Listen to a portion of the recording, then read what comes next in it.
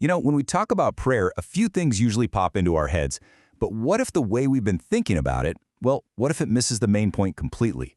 Today, we're going to dive into a fascinating idea that reframes prayer not as just a personal wish list, but as something way bigger, way more cosmic and consequential.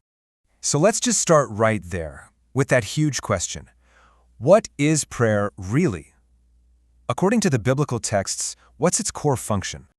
For a lot of us today, prayer is, well, it's these things. It's an inward-facing kind of thing, right? Something we do for comfort, for guidance, or just to feel a little more stable. And of course, it's a way to ask for things we need or want. These are all super familiar. But what if they're just the side effects of something much, much bigger? Okay, now get this. Here's the core idea we're going to explore. The argument is that Scripture doesn't really present prayer as this private, devotional thing. Instead, it's our authorized participation in God's actual, active governance of the world. That is a massive shift. It takes prayer from a personal activity to a cosmic job description. So our first stop is to get beyond seeing prayer as just a wish list or some kind of self-help. We've really got to reframe its entire purpose. What's really cool about this model is that it helps us avoid two really common traps. On one hand, you have this kind of functional deism, where God is so totally in control that our prayers feel kind of pointless, right? Just symbols. But on the other hand, there's this functional theism, where prayer becomes a tool to try and manipulate God, to get him to change his mind. The scriptural view seems to say, nope, it's neither. It's not pointless, and it's not a magic wand. It's something else entirely. So how does this all work then?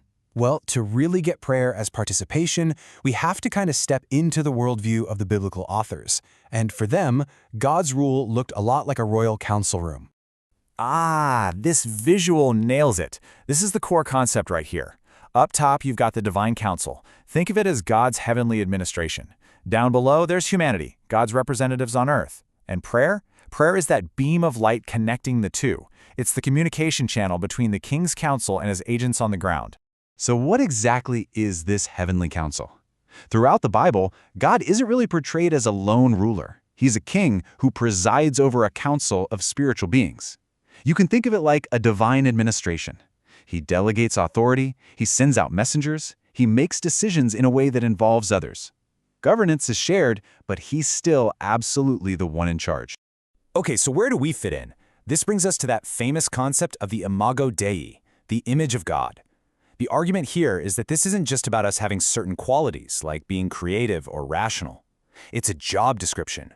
To be the image of God is to be his official authorized representative here on earth, tasked with participating in his rule. All right, so that's the theory, but what does it actually look like when it's put into practice? Let's check out two really powerful case studies of people acting as these authorized representatives, speaking for the king through prayer. First up, Abraham. When God lets him in on the plan to judge Sodom, Abraham doesn't just beg for mercy. No way. He engages in what the paper calls covenant advocacy. He appeals directly to God's own character, asking if the judge of all the earth is going to do what's right. It's such a bold conversation, and it's consequential. The outcome is literally shaped by this interaction. And then there's Moses, who takes this to a whole other level after the golden calf incident. God is ready to just wipe the nation out, but Moses steps in. And just look at the difference here. This isn't just a simple plea like, oh, please don't. He builds a case. He argues based on God's reputation, on his promises, on his very character. He's acting like a true mediator for the covenant. And this brings us to the number one takeaway from these stories. Prayer isn't just for show.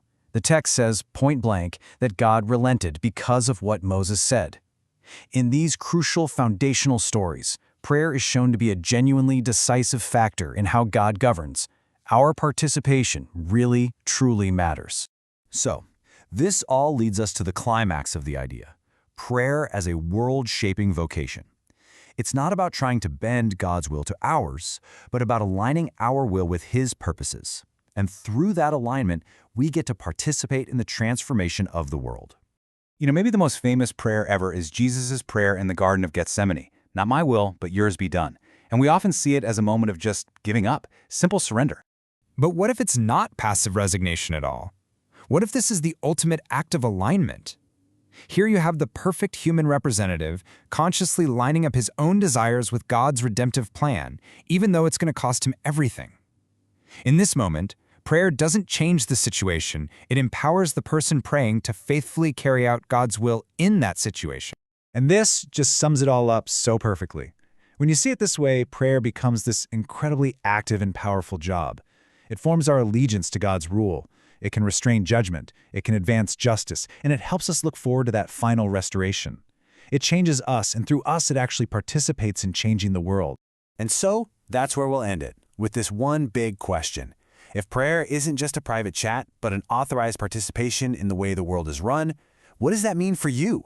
How does that change your role, not just in your own life, but in the world itself? It's a profound, game-changing idea to think about.